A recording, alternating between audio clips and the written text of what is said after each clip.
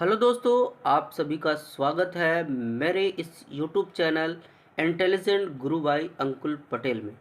तो आइए आज हम लोग ट्वेल्थ क्लास के बायोलॉजी के फर्स्ट चैप्टर के ऑब्जेक्टिव के बारे में स्टडी करने वाले हैं, जिसका नाम है जीवों में जनन। शुरू करते हैं। पहला क्वेश्चन, समसूत्री विभाजन होता है।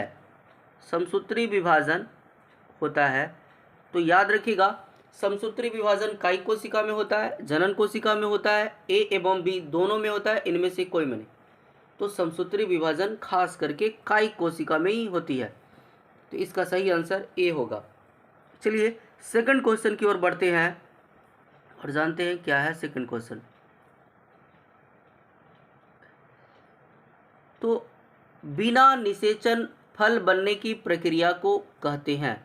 बिना निषेचन फल बनने की प्रक्रिया को कहते हैं पॉलीकार्पिक, पार्थेनोकार्पिक, पोमोकार्पिक, इनमें से कोई नहीं। हम लोग पढ़े भी हैं कि बिना फल के अगर या बिना निषेचन के जो है फल का निर्माण हो जाता है तो उसको हम लोग पार्थेनोकार्पिक फ्रूट कहते हैं। तो इसका सही आंसर जो है बी होगा, पार्थेनोकार्पिक। चलिए नेक्स्ट क्वेश्चन की ओर बढ़ते हैं। इसमें से किसमें आंतरिक निषेचन नहीं होता है? पक्षी में, मेढक में, स्तनपायी में, इनमें से कोई में नहीं। तो याद रखिएगा, मेढक में जो है आंतरिक निषेचन नहीं होता है, तो इसका सही आंसर बी होगा। चलिएगा चौथा क्वेश्चन की ओर बढ़ते हैं। द्विविखंडन एक प्रकार का है। द्विविखंडन एक प्रकार का है, कायिक प्रवर्धन है, अलैंगिक जनन है, लैंगिक जनन है, इनमें से कोई नहीं। तो याद रखिएगा, द्विविखंडन जो है हम लोग अलैंगिक जनन में पढ़े थे, तो याद रखिएगा द्विविखंडन जो है अलैंगिक जनन है बाबू। चलिए आगे बढ़ते हैं अगले क्वेश्चन की ओर। पांचवा जो क्वेश्चन है, इनमें से कौन अंडज है? अंडज कहने का मतलब ये है कि जो जीव अपने संतान को जन्म अंडे के द्वारा करता है। तो याद रखिएगा कौन है अंडज? एकिडना अंडज है, कंगारू, गाय, इनमें से कोई नहीं। तो याद रखिएगा एकिडना जो है एक अंडज है, यानी कि ये जो है अपने संतान को जन्म अंडे के द्वारा करता है। चलिए अगला क्वेश्चन की ओर बढ़ते हैं। इसमें से पूरे जीवन में एक ही बार पुष्प होते हैं। बांस में, आम में, ताड़ में, इनमें से कोई नहीं। क्वेश्चन है इनमें से पूरे जीवन में एक ही बार पुष्प होते हैं। बांस में, आम में, ताड़ में, इनमें से कोई नहीं। तो याद रखिएगा, बांस में जो है पूरे जीवन काल में एक ही बार पुष्प उत्पन्न होता है और उसके बाद वो बांस जो है सूख जाता है। चलिए अगला क्वेश्चन की ओर बढ़ते हैं। निम्नांकित में कौन द्विगुणित है? चलिए पहला है पराग, बी में है अंड, सी में है ए तथा बी और डी में है युग्मनज। तो इसमें से द्विगुणित कौन होगा? तो द्विगुणित जो है युग्मनज है, ये हमेशा द्विगुणित ही होता है। तो चलिए नेक्स्ट क्वेश्चन की ओर बढ़ते हैं। क्वेश्चन नंबर 8, किस फल का बीज चोल खाया जाता है? शरीफा का, लीची का, जायफल का, इनमें से सभी को। तो याद रखिएगा, शरीफा, लीची, जायफल सभी के बीज चोल यानी कि एरिल को खाया जाता है, इसलिए इसका आंसर जो है डी होगा। चलिए अब आगे बढ़ते हैं नेक्स्ट क्वेश्चन की ओर। क्वेश्चन नंबर 9, समयुग्मकी पाया जाता है शैवाल में, आवृत बीजी में, अनावृत बीजी में, इनमें से सभी में। तो याद रखिएगा, समयुग्मकी जो है शैवाल में पाया जाता है, तो ऑप्शन नंबर ए सही होगा। चलेगा नेक्स्ट क्वेश्चन की ओर बढ़ते हैं। क्वेश्चन नंबर 10, अंड प्रजक निम्न में से कौन है? कहने का मतलब जो अपने संतान को जन्म अंडे के द्वारा करता है। सर्प यानी कि सांप है, मगरमच्छ है, मुर्गी है, इनमें से सभी है। तो याद रखिएगा, जो भी इसमें दिखाई पड़ रहा है सब के सब अंडप्रजक ही है, इसलिए इसका आंसर ऑप्शन नंबर डी सही होगा। आगे बढ़ते हैं क्वेश्चन नंबर 11 की ओर।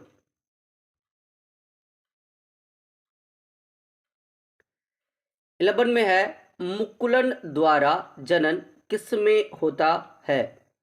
पेनिसिलियम में, पैरामीशियम में, ईस्ट में, इनमें से सभी में। तो याद रखिएगा, मुकुलन के द्वारा जनन जो है ईस्ट में होता है। इसको याद रखना, ऑप्शन नंबर सी इसका सही होगा 11 का।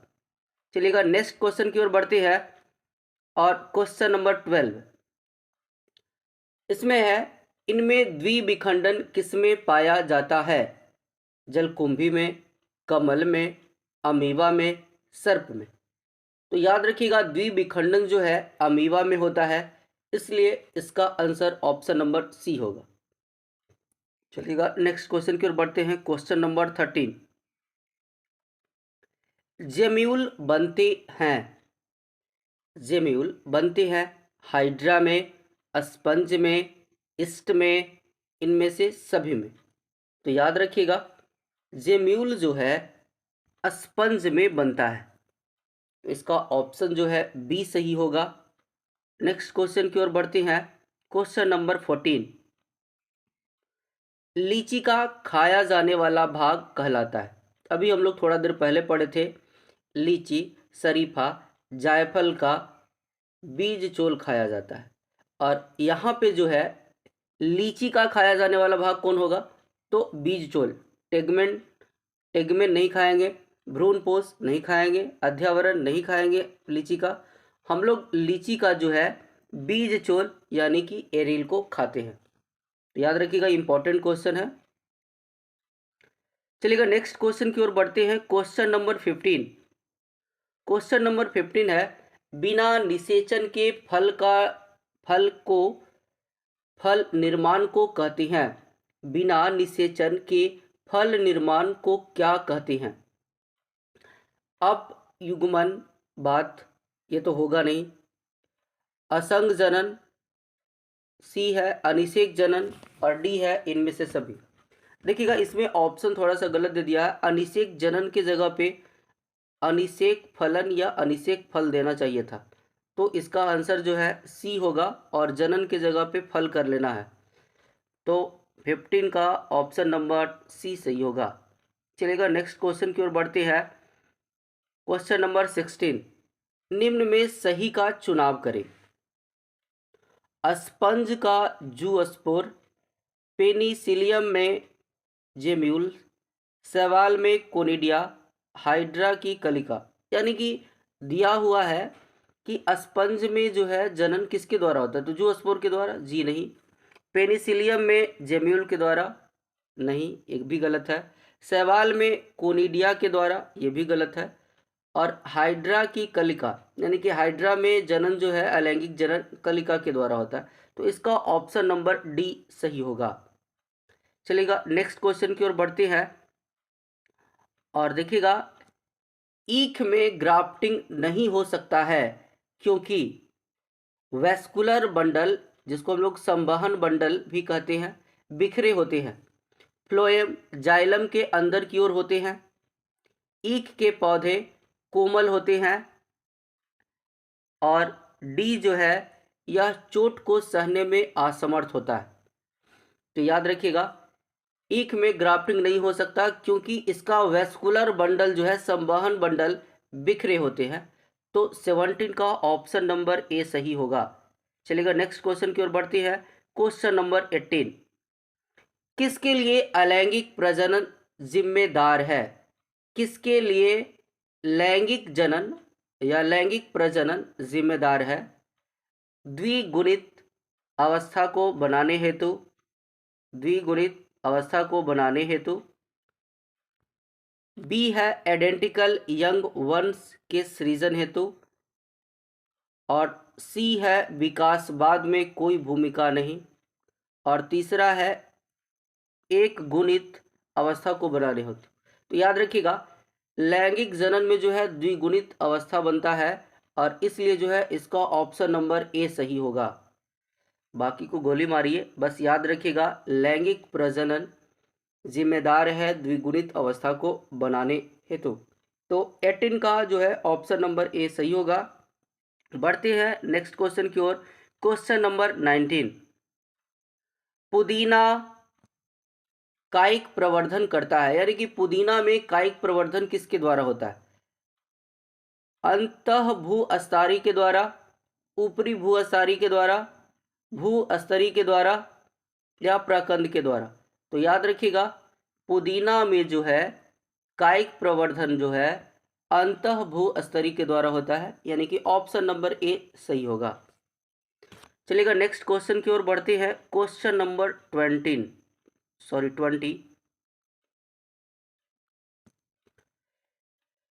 कुकुर यानी कि डॉग का संभावित जीवन काल होता है 20 वर्ष, 15 वर्ष, 10 वर्ष, 5 वर्ष। तो याद रखिएगा कुकुर यानी कि कुत्ता का संभावित जीवन काल 20 वर्ष होता है। चलिएगा नेक्स्ट क्वेश्चन की ओर बढ़ते हैं।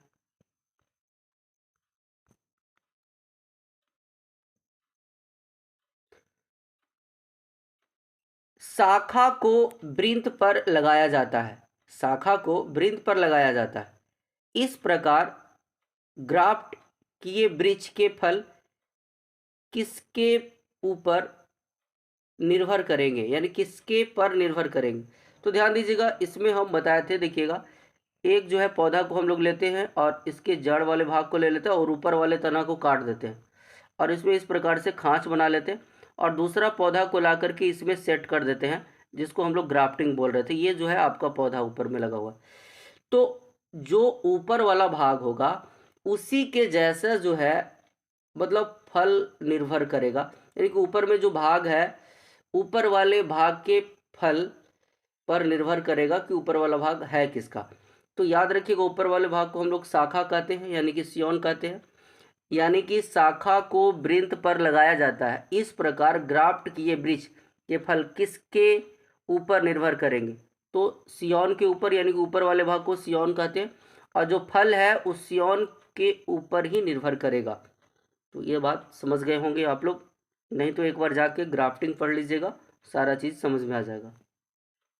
चलेगा नेक्स्ट क्वेश्चन की ओर चलते हैं और क्वेश्चन नंबर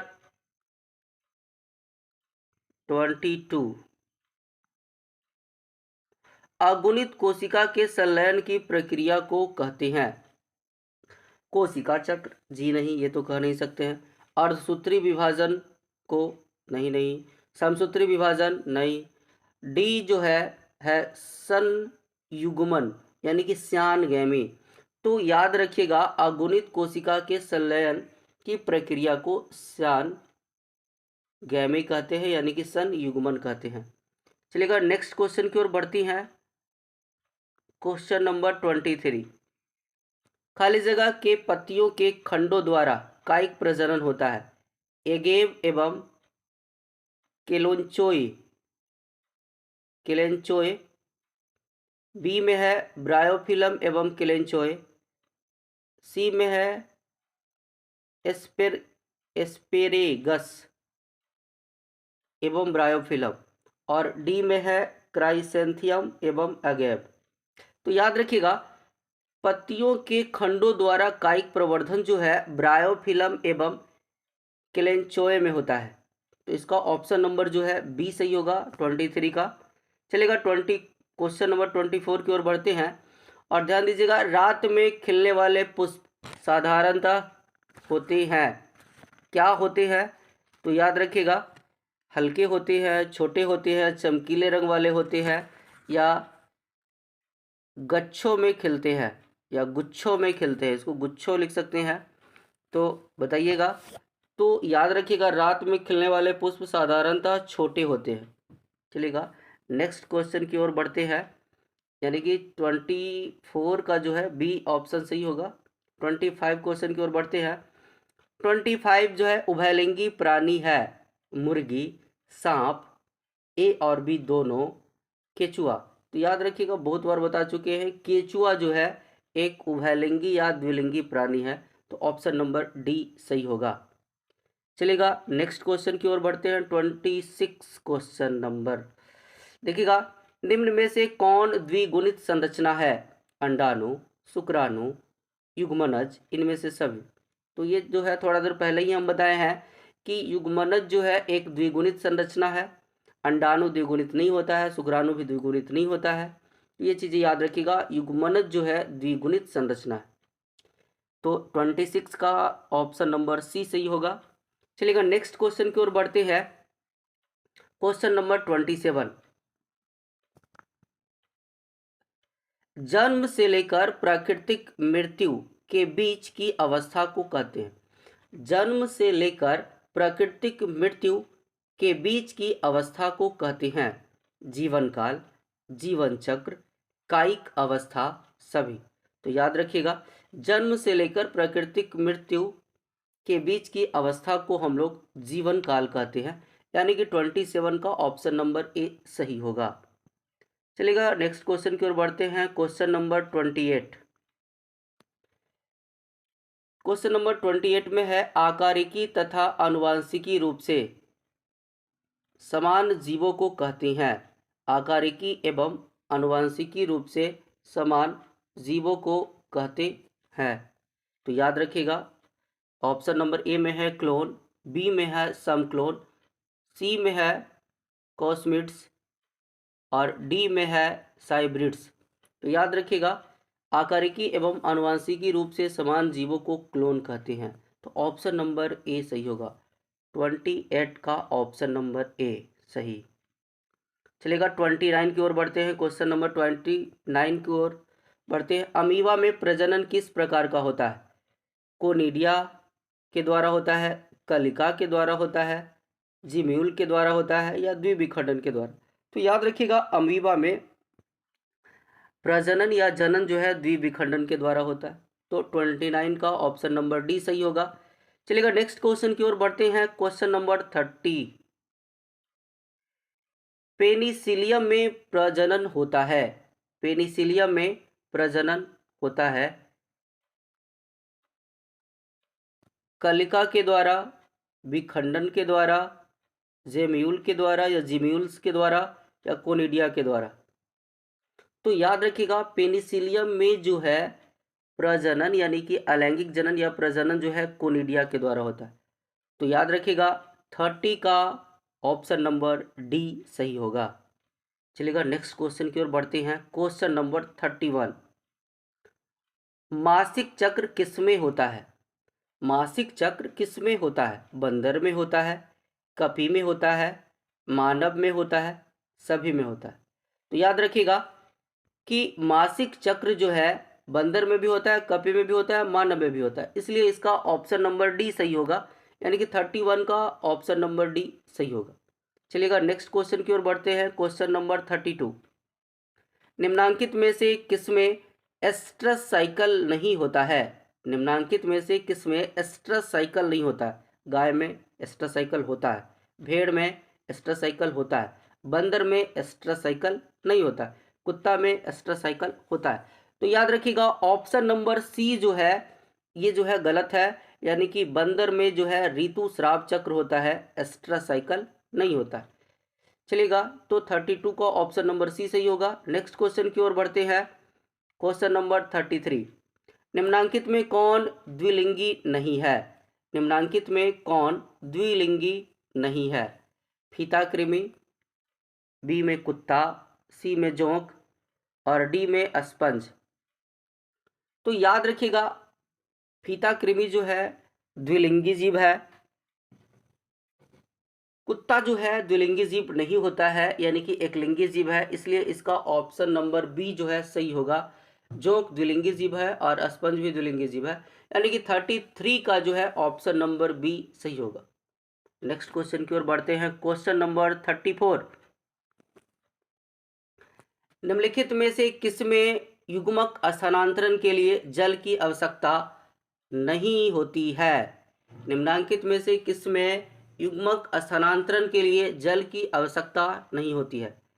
शैवाल, शिकागो, ब्रायोफाइट्स,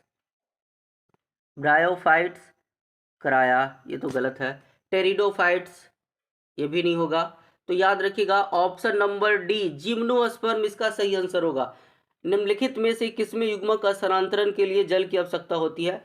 तो जिम्नोस्पर्म में होता है युग्मक स्थानांतरण के लिए जल की आवश्यकता। चलिएगा नेक्स्ट क्वेश्चन की ओर बढ़ते हैं। क्वेश्चन नंबर 35, भ्रूण के विकास की क्रिया को कहते हैं, भ्रूण के विकास की क्रिया को कहते हैं वीवी पायरो, गलत है। पार्थेनोजेनेसिस का गलत है। एम्ब्रियोजेनेसिस, जी हाँ, भ्रूण के विकास को जो है कहते हैं एम्ब्रियोजेनेसिस यानी कि भ्रूण जनन, इसको हिंदी में बोलेंगे भ्रूण जनन। तो ऑप्शन नंबर सी 35 का ऑप्शन नंबर सी सही होगा। चलिएगा नेक्स्ट क्वेश्चन की ओर बढ़ते हैं। क्वेश्चन नंबर 36, युग्मक के संचय को कहते हैं, युग्मक के संचय को कहते हैं।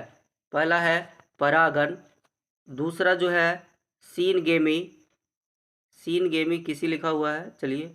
सी में जो है पार्थेनोजेनेसिस और डी में है स्पोरोजेनेसिस।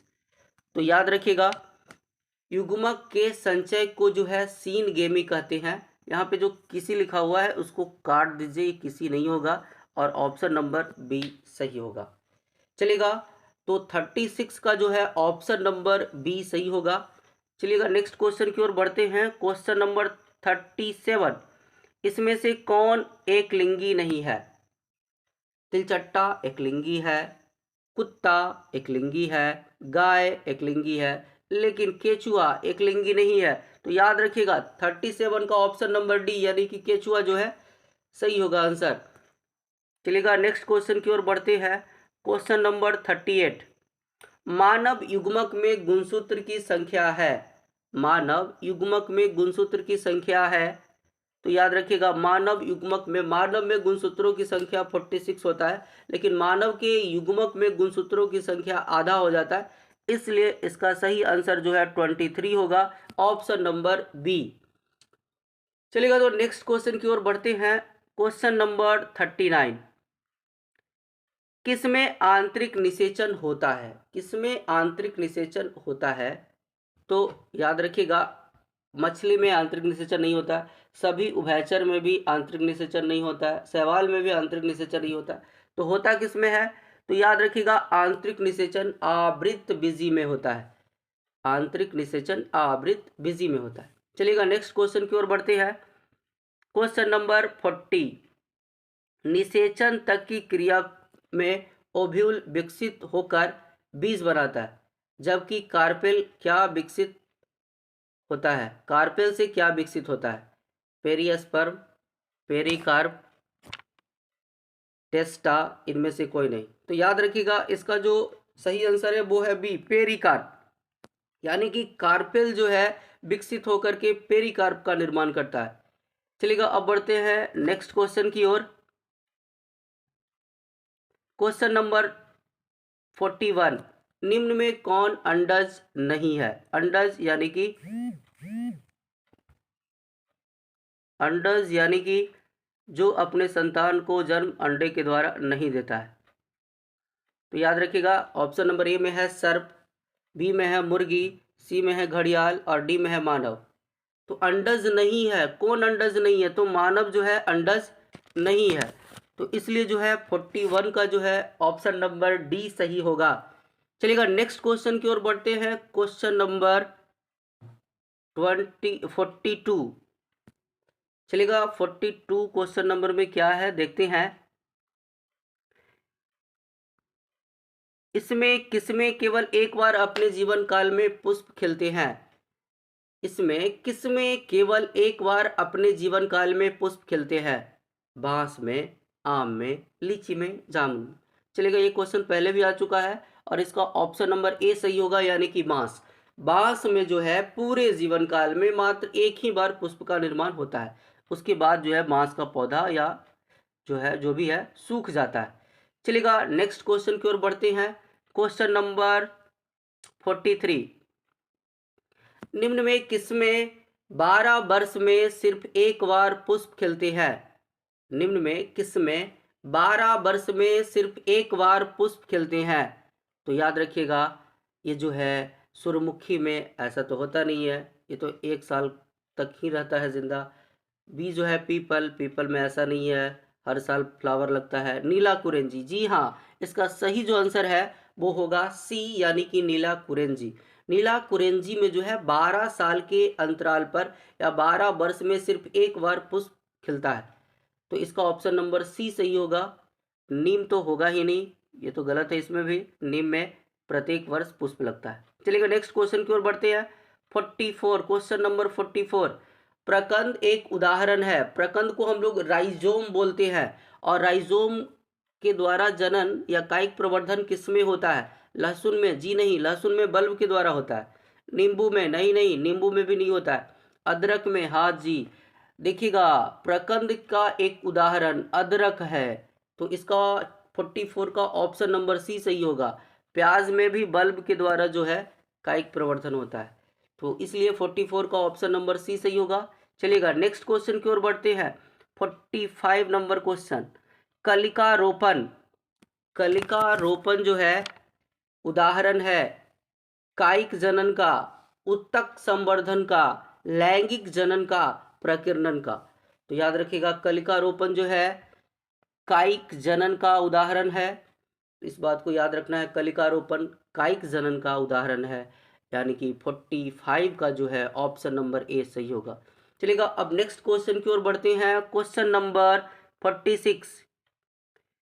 क्वेश्चन नंबर 46 में है, पेनिसिलियम नामक कवक में अलैंगिक जनन द्वारा मुख्य रूप से किस संरचना द्वारा होता है? पेनिसिलियम में बहुत बार इसमें भी रिपीट हो चुका है, तो याद रखिएगा, पेनिसिलियम में जो है अलैंगिक जनन जो है कोनिडिया के द्वारा होता है, तो ऑप्शन नंबर सी इसका सही होगा। मुकुलन के द्वारा नहीं होता, इसमें विखंडन के द्वारा भी नहीं होता, जेम्यूल के द्वारा भी नहीं होता, होता है कोनिडिया के द्वारा पेनिसिलियम में। चलेगा 46 का सी सही होगा। चलेगा नेक्स्ट क्वेश्चन की ओर बढ़ते हैं। क्वेश्चन नंबर 47, इसमें कौन ठहरे हुए पानी में उगकर ऑक्सीजन खींच लेता है? इसमें कौन ठहरे हुए पानी में उगकर ऑक्सीजन खींच लेता है? तो याद रखिएगा, जलकुंभी, बी में है हाइड्रा, सी में है कमल और डी में है धान। तो धान जो है ऑक्सीजन को नहीं खींचता, कमल भी नहीं खींचता, ना हाइड्रिला खींचता है। ऑक्सीजन को कौन खींचता है? तो जलकुंभी। तो याद रखिएगा, इसमें कौन जो है ठहरे हुए पानी में उगकर ऑक्सीजन को खींच लेता है? तो जलकुंभी ठहरे हुए पानी में जो है उगकर ऑक्सीजन को खींच लेता है। चलिएगा 47 का ऑप्शन नंबर ए सही होगा। नेक्स्ट क्वेश्चन की ओर बढ़ते हैं। क्वेश्चन नंबर 48, एकलिंगता की स्थिति को उल्लिखित करने के लिए किस शब्द का प्रयोग होता है? एकलिंगता की स्थिति को उल्लिखित करने के लिए किस शब्द का प्रयोग होता है? समयुग्मकी का, जी नहीं। उभयलिंगाश्रय का, जी नहीं। एकलिंगाश्रय का, जी हाँ। एकलिंगता स्थिति को उल्लिखित करने के लिए जो है एकलिंगाश्रय शब्द का प्रयोग होता है। चलेगा, तो 48 का ऑप्शन नंबर सी सही होगा। चलिएगा नेक्स्ट क्वेश्चन की ओर बढ़ती है। क्वेश्चन नंबर 49, द्विनिषेचन का परिणाम होता है। द्विनिषेचन का परिणाम होता है बीजपत्र, जी नहीं, बीजपत्र नहीं होता है द्विनिषेचन का परिणाम।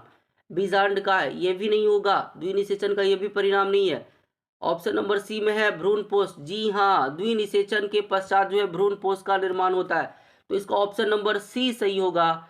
49 का ऑप्शन नंबर सी। चलिएगा नेक्स्ट क्वेश्चन की ओर बढ़ते हैं। क्वेश्चन नंबर 50, बीजाणु द्वारा जनन करने वाले पौधे जैसे मॉस हो गया या मॉर्स हो गया, फर्न हो गया, सामान्यतः किस समूह में रखे जाते हैं? चलिएगा ऑप्शन नंबर 1 में जानते हैं क्या लिखा हुआ है।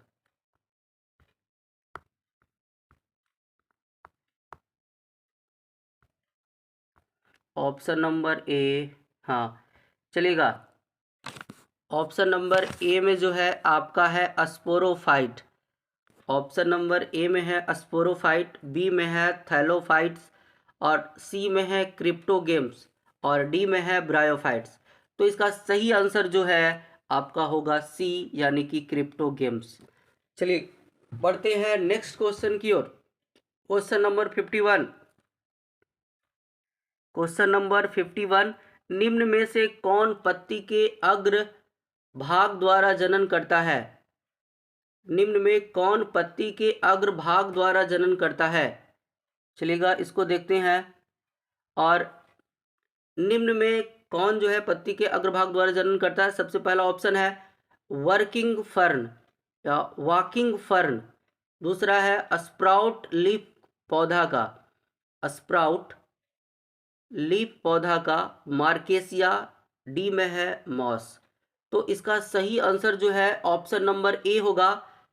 वॉकिंग फर्न जो है इसके मतलब इस पौधा के पत्ती के अग्रभाग द्वारा जो है जनन होता है। चलेगा 51 का ऑप्शन नंबर ए सही होगा। चलेगा नेक्स्ट क्वेश्चन की ओर बढ़ते हैं। क्वेश्चन नंबर 52, आलू के कंद में आंख होती है। आलू के कंद में आंख होती है। पुष्प कलिकाएं, प्ररोह कलिकाएं, कक्षस्थ कलिकाएं, मूल कलिकाएं। तो याद रखिएगा कक्षस्थ कलिकाएं होती है। ऑप्शन नंबर सी सही होगा। 50 का ऑप्शन नंबर सी सही। चलेगा नेक्स्ट क्वेश्चन की ओर बढ़ते हैं। क्वेश्चन नंबर 53, निम्नलिखित में से कौन सा पादप उभयलिंगाश्रयी होता है? निम्नलिखित में कौन सा पादप उभयलिंगाश्रयी होता है? मार्केसिया, पाइनस, साइकस, पपीता। चलिएगा तो इसका कौन सा आंसर सही होगा? तो ऑप्शन नंबर बी यानी कि पाइनस जो है उभयलिंगाश्रयी होता है। चलिएगा तो 53 का ऑप्शन नंबर बी सही होगा। चलिएगा नेक्स्ट क्वेश्चन की ओर बढ़ते हैं। क्वेश्चन नंबर 54, निम्न में कौन एक लिंगी है? निम्न में कौन एक लिंगी है? सरसों जी नहीं, सरसों एक लिंगी नहीं होता है ना, उड़हुल होता है। ऑप्शन नंबर सी में पपीता है, यही सही होगा। यानी कि पपीता जो है एक लिंगी होता है। तो 54 का जो है ऑप्शन नंबर सी सही होगा। चलिएगा नेक्स्ट क्वेश्चन की ओर बढ़ते हैं। क्वेश्चन नंबर 55, अंडाणु बनने की विधि को कहते हैं। अंडाणु बनने की विधि को कहते हैं अंडजनन। तो याद रखिएगा अंडाणु बनने की विधि को अंडजनन ही कहते हैं, अंडाशय नहीं कहते हैं, ना अंडोत्सर्ग कहते हैं, ना मादा जनन कहते हैं। इसका सही आंसर जो है अंडजनन होगा। 55 का ऑप्शन नंबर ए सही होगा। चलिएगा नेक्स्ट क्वेश्चन की ओर बढ़ते हैं। क्वेश्चन नंबर 56, शुक्राणु बनने की क्रिया विधि को कहते हैं शुक्र जनन कहते हैं। जी हाँ, ऑप्शन नंबर ए ही सही होगा। मादा जनन नहीं कहते हैं, युग्मक जनन नहीं कहते हैं, असंग जनन नहीं कहते हैं। शुक्राणु बनने की क्रिया विधि को शुक्र जनन कहते हैं। यानी कि 50C का ऑप्शन नंबर ए सही होगा। चलिएगा नेक्स्ट क्वेश्चन की ओर बढ़ते हैं। क्वेश्चन नंबर 57, अलैंगिक जनन में कितने जीव भाग लेते हैं? अलैंगिक जनन में कितने जीव भाग लेते हैं? तो याद रखिएगा अलैंगिक जनन में जो है 2 जीव भाग लेता है, कि 1 जीव भाग लेता है, कि 3 जीव भाग लेता है, कि 1 भी नहीं लेता है। तो याद रखिएगा अलैंगिक जनन में सिर्फ 1 जीव भाग लेता है। तो याद रखिएगा 57 का ऑप्शन नंबर ए सही होगा। चलिएगा नेक्स्ट क्वेश्चन की ओर बढ़ते हैं। क्वेश्चन नंबर 58, क्वेश्चन नंबर 58, पौधे में अलैंगिक जनन निम्न में से किस विधि द्वारा हो सकता है? पौधों में अलैंगिक जनन निम्न में से किस विधि द्वारा हो सकता है? मुकुलन द्वारा, विखंडन द्वारा, विभाजन द्वारा, सभी द्वारा। तो याद रखिएगा पौधों में अलैंगिक जनन निम्न में से किस विधियों के द्वारा? तो मुकुलन के द्वारा। ऑप्शन नंबर ए सही होगा। चलेगा 58 का ऑप्शन नंबर ए होगा आंसर। चलेगा क्वेश्चन नंबर 59, कायिक जनन निम्न में से किस प्रकार का होता है? कायिक जनन निम्न में से किस प्रकार का होता है? जड़, स्तंभ, पत्ती, तीनों द्वारा। तो याद रखिएगा 59 का ऑप्शन नंबर डी सही होगा। यानी कि कायिक जनन जो है निम्न में से किसके द्वारा होता है? यहाँ पे सुधार लीजिएगा, किस प्रकार का होता नहीं, किसके द्वारा होता है। तो ये सभी के द्वारा होता है। जड़ के द्वारा भी होता है, स्तंभ का मतलब तना होता है, तना के द्वारा भी कायिक जनन होता है, और पत्ती के द्वारा भी होता है। इसलिए डी ऑप्शन में होगा, तीनों के द्वारा होता है। चलिएगा 59 का ऑप्शन नंबर डी सही होगा। चलिएगा नेक्स्ट क्वेश्चन की ओर बढ़ते हैं। और 60 क्वेश्चन जो है, आलू में कायिक संचरण किसके द्वारा होता है? तो आलू में कायिक संचरण जो है किसके द्वारा होता है? तो स्तंभ के द्वारा होता है, यानी कि तना के द्वारा होता है। यानी कि आलू जो है एक प्रकार का तना है, और तना के द्वारा ही जो है आलू में कायिक संचरण यानी कि कायिक जनन होता है।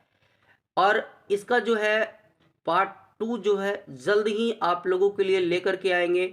अभी जो है 60 क्वेश्चन यानी कि 60 क्वेश्चन तक आप लोगों को फर्स्ट चैप्टर का बता दिया गया है। अगले बार जो है 61 से लेकर के 150 नंबर क्वेश्चन तक सोल्व करवाया जाएगा। तब तक के लिए बस इतना ही। और चैनल को हो सके तो सब्सक्राइब कर दीजिए और बेल आइकन को ज़रूर दबाएं। तब तक के लिए बस इतना ही। मिलते हैं नेक्स्ट वीडियो में।